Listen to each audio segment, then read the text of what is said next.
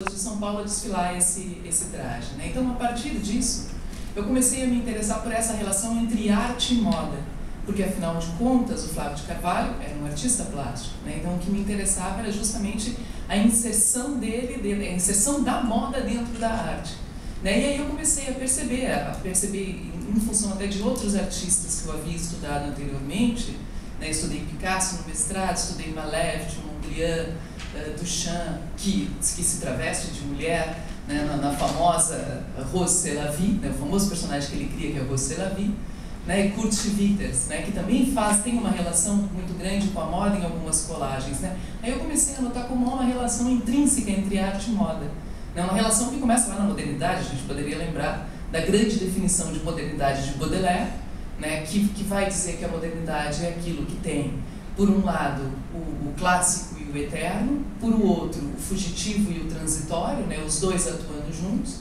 e esse fugitivo e transitório com a moda, né, um dos exemplos que ele dá é justamente a moda, né. Então, aí, a partir dessa relação entre arte e moda, que eu comecei a pensar, esses desfiles, né, qual é essa relação que a gente poderia estabelecer aí, né. E como a Fanny já muito bem chamou a atenção, tanto um desfile quanto o outro vai estar relacionado com a arte, né? Então, nós temos uma questão de princípio, né, que vem me obsedando desde que eu vi esses desfiles, que é o quê?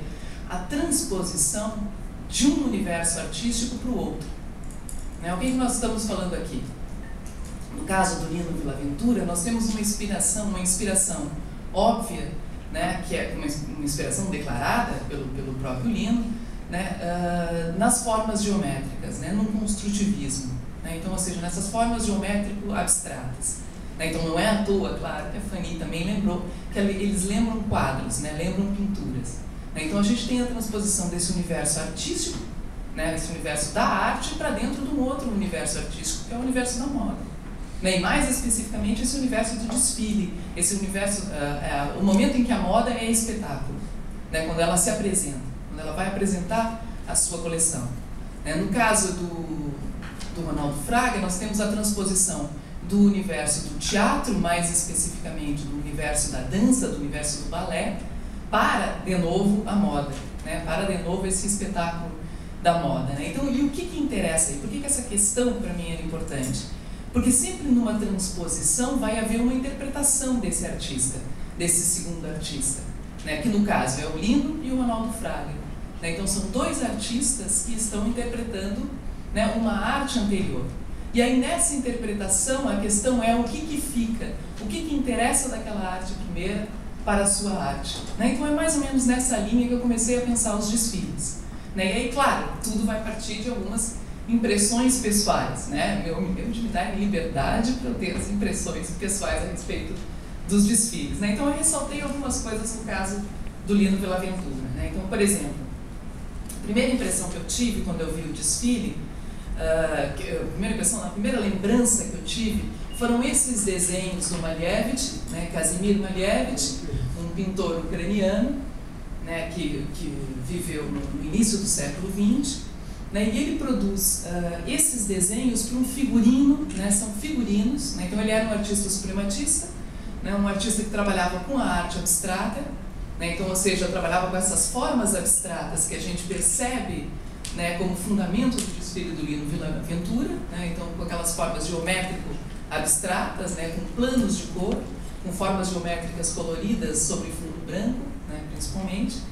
E aí o que eu me lembrei, né, nesse caso do Malevich, eu me lembrei já não tanto das obras do Malevich, mas já essa transposição que o Malevich faz do bidimensional, que é a arte bidimensional, a pintura, para o tridimensional. Porque esses são projetos para figurinos, para uma ópera que se chamou Vitória sobre o Sol, que foi encenada em dezembro de 1913, né, em São Petersburgo. Então, já aqui a gente já tem uma primeira transposição, que é do plano bidimensional para o plano tridimensional, né? Então, o que eu vi? Né? Por que eu me lembrei dessas roupas, desses figurinos do Malevich, né? E eu peço desculpas a vocês por não trazer as imagens da própria ópera, porque não existem essas imagens, né? Então, é 1913, né? Não é fácil como hoje, né, registrar essas imagens dessas óperas, né?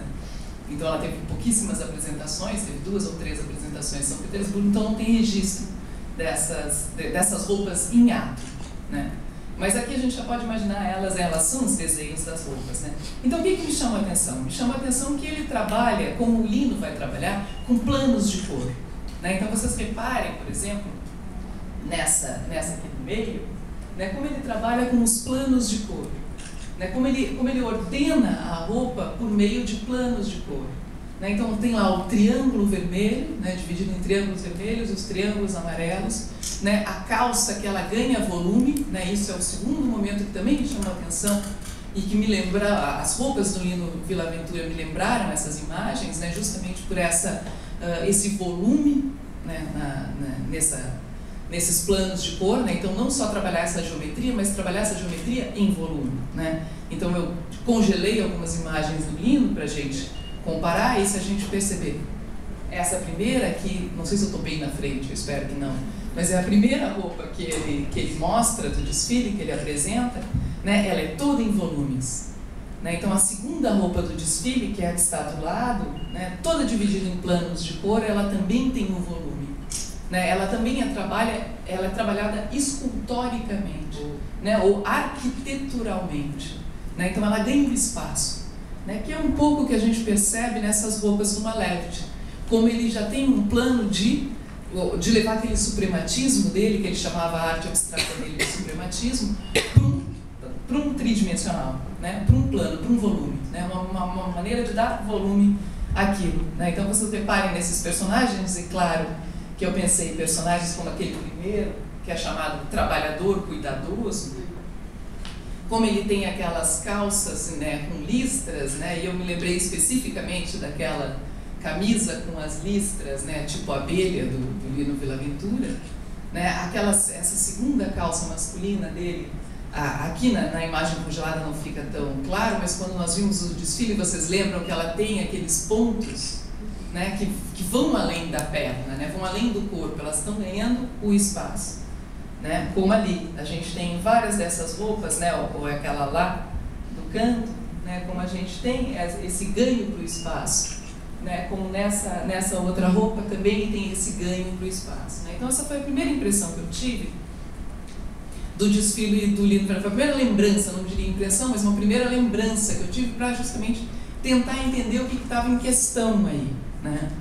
Justamente nessa transposição.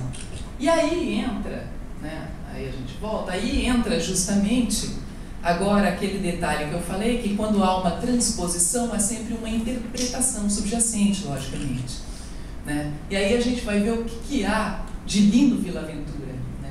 Então qual é esse olhar dele sobre esse universo, essas formas geométrico-abstratas?